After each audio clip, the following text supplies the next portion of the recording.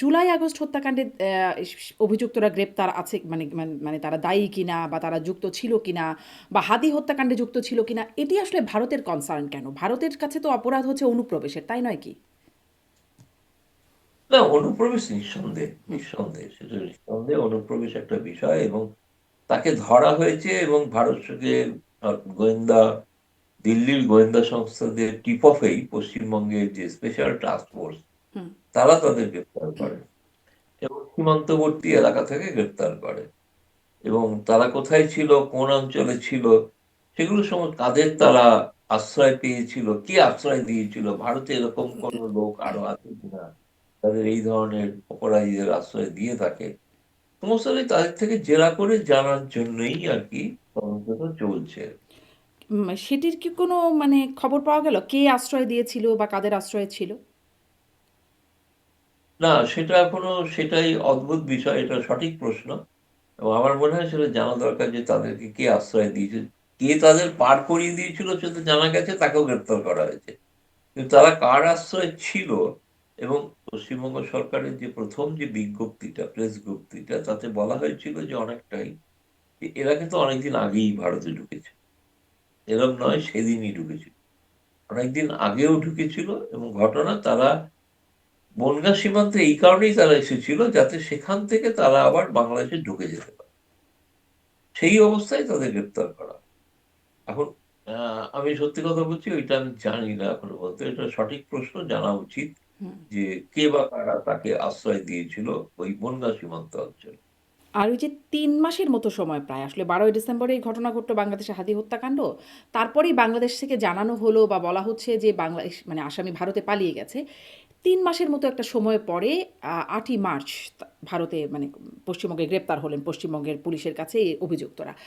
আসলে কি ব্যাপারটা এরকম যে ৩ মাস ধরে তাকে তার সন্ধান পাওয়া যায় নাই বা খুঁজে পাওয়া যায় নাই দেখে তাকে গ্রেপ্তার করা হয় নাই, এরকম?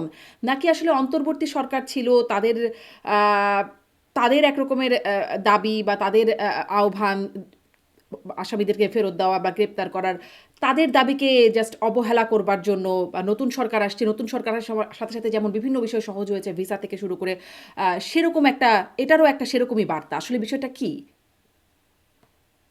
না, এটা ঘটনা একটা সময় পশ্চিমবঙ্গে বা কলকাতার পুলিশকে বলা হতো স্কটল্যান্ডের ইয়ার্ডের সঙ্গে তুলনা করা হতো, ফলে তারা চাইলে যে কোনো অপরাধীকে ধরতে পারে।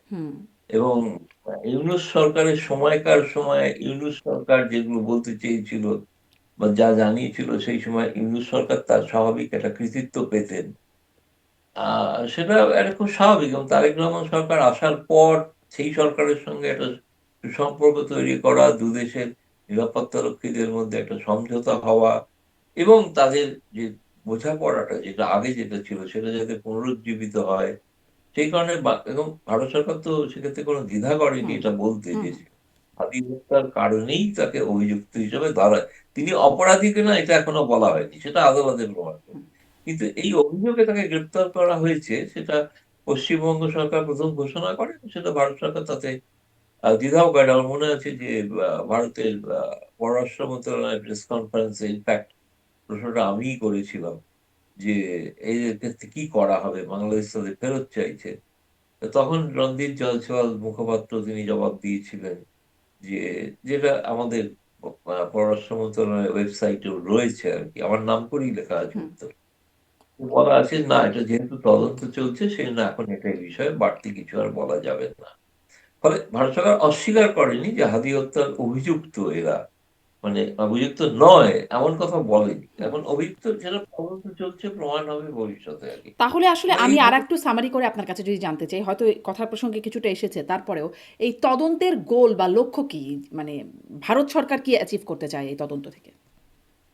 বা মানে ভারত? প্রকৃত ভারত সরকার যেটা জানতে চায় যে সত্যি সত্যি বাংলাদেশে যারা হত্যাকাণ্ড ঘটালো তারা কারা, তারা কিভাবে, কারণ এরা যেহেতু ডিনাই করছে, বলছে না যে তারা করেছে, তাহলে কারা করে থাকতে পারে, কিভাবে সেটা বাংলাদেশ সরকারকে ভবিষ্যতে তারা জানাবে। ভারত সরকার চাইছেন এটা জানতে যে এই ধরনের ঘটনাগুলোর সঙ্গে ভারতেরও কোনো অংশের কোনো যোগসাজশ বা কিছু আছে কি নেই, সেটা জানাটাও একটা জরুরি। তারপরে কি ভারত মানে তাদেরকে বাংলাদেশে ফিরিয়ে দেওয়ার ইচ্ছা বা সেটা আন্তরিকতা একটা জায়গায় আছে? লিখিত প্রক্রিয়ার মাধ্যমে নিশ্চয়ই ফিরিয়ে দেওয়া হতে পারে, নিশ্চয়ই আচ্ছা, হতে পারে। আচ্ছা। আপনি বলছিলেন যে এর সাথে জামাত যুক্ত থাকতে পারে। টাইমস অফ ইন্ডিয়া এই খবর প্রকাশ করেছে।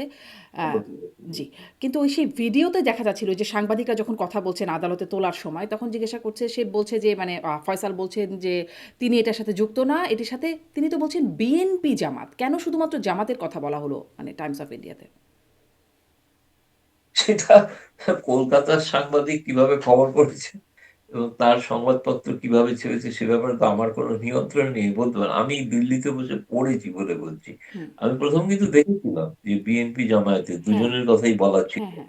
এটা কিন্তু ঘটনা, আমি দেখেছিলাম।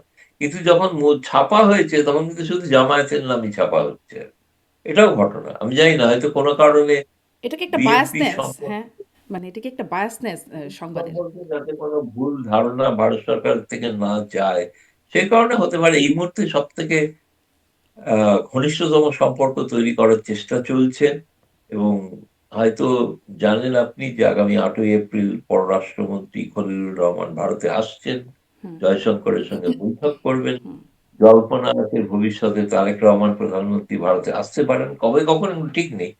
কিন্তু এই বিষয়গুলোতে একটা জিনিস স্পষ্ট হয়ে গেছে, ভারত সরকার চাইছে তারেক রহমান সরকারের সঙ্গে, যেটা এককালে বাংলাদেশে বলা হতো না যে ভারত সমস্ত ডিম একটা আওয়ামী লীগের ঝুড়িতেই রেখেছিল। হুম। তা এখন আমার দেখে তো মনে হচ্ছে সমস্ত ডিম বিএনপির ঝুড়িতেই রাখা হচ্ছে।